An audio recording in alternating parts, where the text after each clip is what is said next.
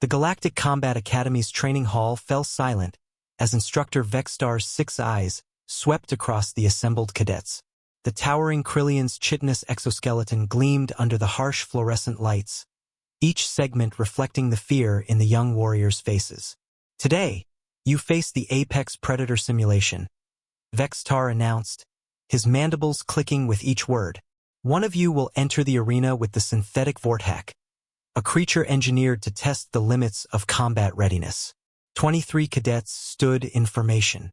22 of them were aliens from across the known galaxy. Zephyrians with their crystalline skin, hulking Gorvani built like living mountains, swift Tellari whose 4 arms could strike faster than thought, and others representing the military might of their respective species. And then there was Kyle Morrison, the only human in the elite program. At 6 feet tall with brown hair and steady blue eyes, Kyle looked unremarkable compared to his alien classmates. He lacked the Gorvani's natural armor, the Zephyrian's energy manipulation, or the Tellari's lightning reflexes. What he possessed was something his instructors had initially dismissed as primitive stubbornness, something humans called determination. "The volunteer will face a Category 7 synthetic beast," Vexstar continued, his voice carrying across the hall. "Survival time of 30 seconds is considered acceptable. 1 minute demonstrates competence. 2 minutes. The instructor's mandibles spread in what might have been a smile. 2 minutes has never been achieved." Kyle felt the familiar weight of expectation settle on his shoulders. For months, he'd endured the whispers, the sidelong glances, the barely concealed amusement of his classmates. Earth was the newest member of the Galactic Federation, humanity's military prowess largely untested against the horrors that lurked in the dark corners of space. "I need a volunteer," Vexstar announced. The response was immediate and telling. Every alien cadet took a step backward in perfect unison, as if choreographed. The sound of 22 pairs of feet hitting the metal floor echoed through the hall like a gunshot. Kyle remained exactly where he stood, the instructor's compound eyes fixed on the lone human. Around the hall, Kyle could hear the nervous rustling of his classmates, the soft crystalline chiming of Zephyrian anxiety, the deep rumbling of Gorvani uncertainty, the rapid chittering of Tellari stress responses. "Cadet Morrison," Vexstar said slowly, "you understand what you're volunteering for?" Kyle's voice was steady, carrying the weight of every human who had ever stood against impossible odds. "Yes, sir. I understand perfectly." The arena stretched out before Kyle like a metallic coliseum, its walls lined with energy barriers that hummed with barely contained power. Overhead, viewing platforms provided his instructors and classmates with a perfect view of what was about to unfold. Kyle could see their faces pressed against the reinforced transparasteel, some filled with morbid curiosity, others with what might have been genuine concern. Kyle wore standard combat armor, its adaptive plating designed to provide protection against a variety of threats. In his hands, he held a plasma rifle, its energy cell fully charged. Additional weapons hung from his belt: a vibroblade, concussion grenades, and a personal shield generator that might buy him precious seconds. Instructor Vexstar's voice echoed through the arena's communication system. "Cadet Morrison, you have 60 seconds to familiarize yourself with the environment before the synthetic is released. Use them wisely." Kyle moved with practiced efficiency, his eyes cataloging every detail of the arena. The floor was scarred metal, providing decent traction but offering little in the way of cover. Scattered throughout the space were obstacles, twisted metal sculptures that could serve as barriers or, if he was clever, weapons. The walls rose 30 feet on all sides, too high to climb, too smooth to find purchase. Most importantly, Kyle noted the shadows. Deep pockets of darkness where the overhead lights couldn't reach, corners where a clever fighter might disappear for crucial moments. 30 seconds, Vexstar announced. Kyle checked his weapons one final time, his movements calm and methodical. Around him, the arena's atmospheric processors hummed to life, adjusting the environment to match the Vorthak's preferred hunting conditions. The temperature dropped 10 degrees, humidity spiked, and the lighting dimmed to simulate the twilight conditions the creatures favored. 15 seconds. Kyle took position near the center of the arena, his rifle at the ready. His breathing was controlled, his heartbeat steady. In the viewing galleries above, he could see alien faces pressed against the barriers, mandibles clicking, tentacles writhing with nervous energy. Release the synthetic. The sound that emerged from the arena's depths was unlike anything in nature. A combination of organic snarl and mechanical whine that spoke of teeth and claws enhanced by military-grade augmentation. The Vorthak synthetic burst from its holding chamber with terrifying grace. A creature that stood 8 feet tall on powerful hind legs, its hide a mottled black that seemed to absorb light. Kyle had studied the creature extensively.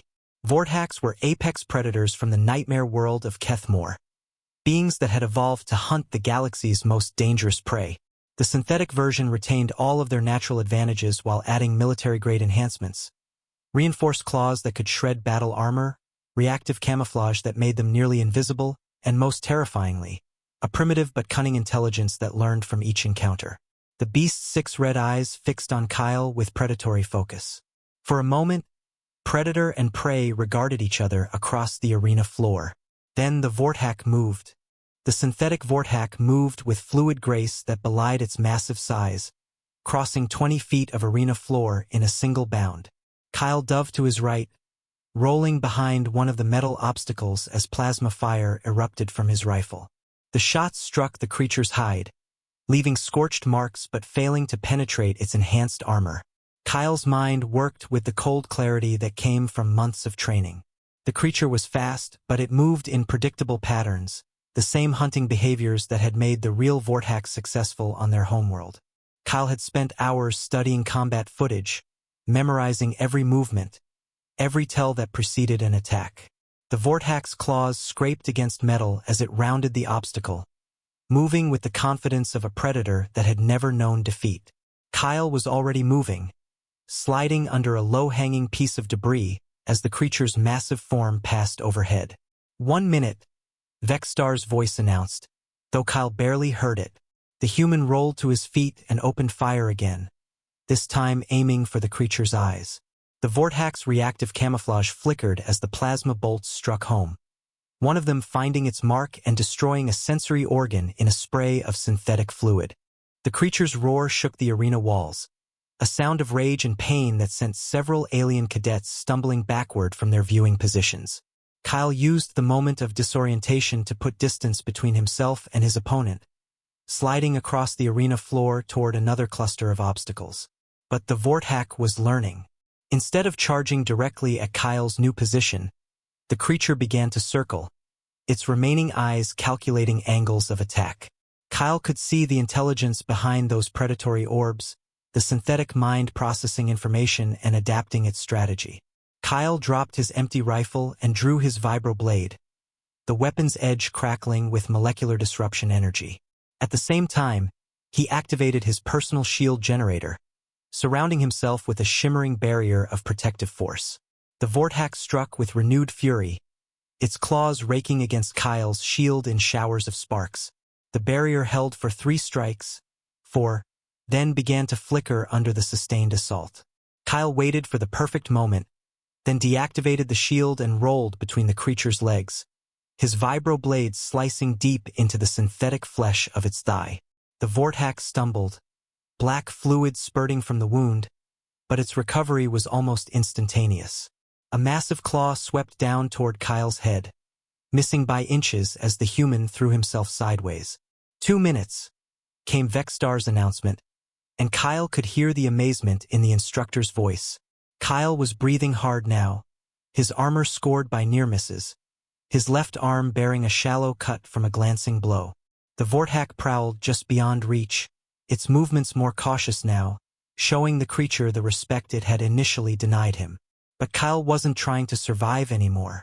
He was trying to win. Kyle's chest heaved as he crouched behind a twisted piece of metal debris, his mind racing through possibilities. The arena fell silent except for the soft padding of the Vorthak's feet as it stalked him through the obstacles. Above, the viewing galleries had gone quiet, 22 alien cadets watching with growing amazement as their human classmate continued to defy every expectation. The synthetic creature had adapted to Kyle's tactics, no longer charging blindly but moving with calculated precision. Its thermal sensors tracked Kyle's heat signature, while its remaining eyes watched for movement. Every few seconds, it would test his position with a quick feint, probing for weaknesses in his defense. Kyle studied the arena's layout one more time, his tactical mind processing angles and distances. The obstacles formed a rough pattern. If he moved correctly, he could create a killing field. But it would require perfect timing and something his alien classmates would never expect. He would have to use the creature's intelligence against itself. 3 minutes, Vextar announced, his voice now carrying a note of disbelief. This is unprecedented. Kyle activated one of his concussion grenades, not throwing it but using it as bait. He set the device to detonate in 30 seconds, then placed it carefully behind his current position before moving to a new cluster of obstacles. The grenade's soft beeping would draw the Vorthak's attention, while its timer gave Kyle exactly the window he needed. The plan required him to think like a predator, and more importantly, like prey that was learning to fight back. The Vorthak approached Kyle's former position with cautious interest, its sensors detecting the electronic signature of the armed grenade. The creature's synthetic intelligence recognized the trap for what it was, but its predatory instincts compelled it to investigate. This was exactly what Kyle was counting on. As the Vorthak circled the grenade's position, Kyle moved through the shadows on the arena's periphery. His boots made no sound on the metal floor, a skill learned through childhood games of hide-and-seek that had evolved into military training. Every human child learned to move quietly. It was a survival trait burned into their genetic memory from countless generations of avoiding larger, stronger predators. The grenade detonated right on schedule, its concussive blast echoing through the arena. The Vorthak weathered the explosion easily, its enhanced hide protecting it from serious damage, but the flash and noise disrupted its sensors for crucial seconds. Kyle struck from behind, his vibroblade finding the gap between armor plates at the base of the creature's skull. The synthetic Vorthak roared in pain and rage, spinning with impossible speed to rake its claws across Kyle's chest. The human's armor held, barely, as he rolled away from the counterattack. But now the creature knew where he was, and it was wounded and angry. The Vorthak's remaining eyes burned with synthetic fury as it advanced on Kyle's position. Gone was the cautious stalking. This was a predator that had been hurt and wanted to end the fight immediately. Its claws extended to their full length, each one capable of piercing battle armor like paper. Kyle stood his ground, his vibroblade held in a defensive position, waiting for the charge he knew was coming. When the Vorthak lunged forward, Kyle did something that went against every tactical manual in the Galactic database. He charged straight back at it. The collision between human and synthetic beast sent shockwaves through the arena floor. Kyle's vibroblade met the Vorthak's descending claws in a shower of sparks and synthetic blood. The impact drove Kyle to one knee, but he managed to deflect the worst of the creature's attack, while his blade carved a deep furrow across its armored chest. The Vorthak stumbled backward, momentarily stunned by Kyle's aggressive response. In its synthetic mind, prey didn't charge predators. Prey ran, hid, tried to escape. But Kyle Morrison wasn't following the program. Kyle pressed his advantage, his blade work becoming a blur of precise strikes. Each cut was calculated, targeting joints and weak points he had memorized from countless hours of study. The Vorthak's reactive camouflage flickered wildly as its systems tried to compensate for multiple wounds, its adaptive programming struggling to process this unprecedented tactical response. Above them, the viewing galleries erupted in excitement. Alien voices chittered, rumbled, and chimed in a dozen different languages as they watched the impossible unfold before their eyes. For minutes, Vextar announced, his voice carrying across the arena like a prayer. Cadet Morrison has exceeded all previous records. Kyle could feel exhaustion creeping into his muscles, his breathing becoming labored. The Vorthak was wounded but far from defeated, its massive form still radiating deadly potential. Kyle's armor hung in tatters, scores from the creature's claws marking near misses that could have ended the fight instantly. But Kyle Morrison had something the synthetic Vorthak couldn't simulate, couldn't adapt to, couldn't understand. He had the accumulated weight of human history behind him. Every ancestor who had faced down a saber-toothed tiger with nothing but a sharp stick. Every soldier who had charged impossible odds because someone had to. Every explorer who had looked into the unknown darkness and taken one more step forward. The Vorthak lunged again, but this time Kyle was ready.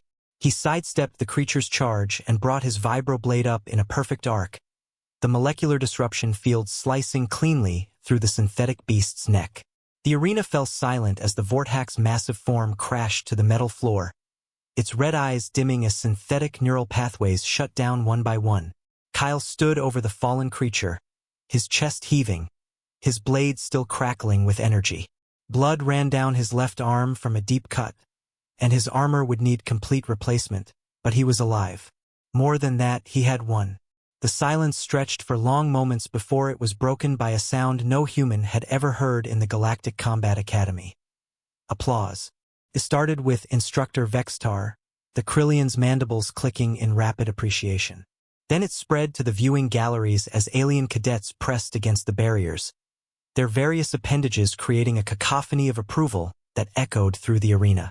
As Kyle made his way toward the exit, he passed his classmates, Zephyrians whose crystalline forms chimed with respect, Gorvani who rumbled their approval in bass tones that vibrated through the floor, Telari whose four arms gestured in complex patterns of honor.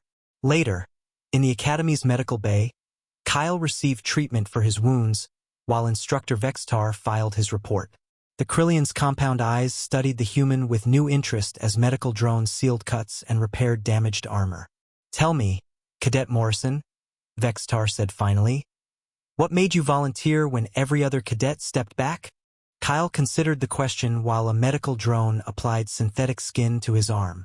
Around them, the medical bay hummed with activity as other cadets stopped by to offer their congratulations. Aliens who had previously dismissed him now treating him as an equal, a warrior worthy of respect. "On Earth," Kyle said finally, "we have a saying, someone has to. When something needs doing, when there's danger to face, when impossible odds need to be overcome, someone has to step forward. Today, that someone was me." Vextar's mandibles spread in what Kyle had learned was the Krillian equivalent of a smile. "Your species continues to surprise us, Cadet Morrison. Most civilizations develop advanced technology first, then learn courage. Humans appear to have done it the other way around." Kyle thought about that as he made his way back to his quarters, passing groups of alien cadets who nodded with new respect. Tomorrow would bring new challenges, new tests, new opportunities to prove that humanity belonged among the stars. But tonight, Kyle Morrison allowed himself a moment of quiet pride. He had volunteered when others stepped back, faced the beast when others chose safety, and won when victory seemed impossible. He had done what humans do. He had taken one more step forward into the darkness, carrying the light of his species with him. In the depths of space, on worlds yet unexplored, ancient predators that had never known defeat would soon learn a new truth. When humanity volunteers, the galaxy itself holds its breath to see what happens next. The beast had been conquered, the human had prevailed, and across the academy, alien cadets would go to sleep wondering what other impossible things their human classmate might accomplish tomorrow.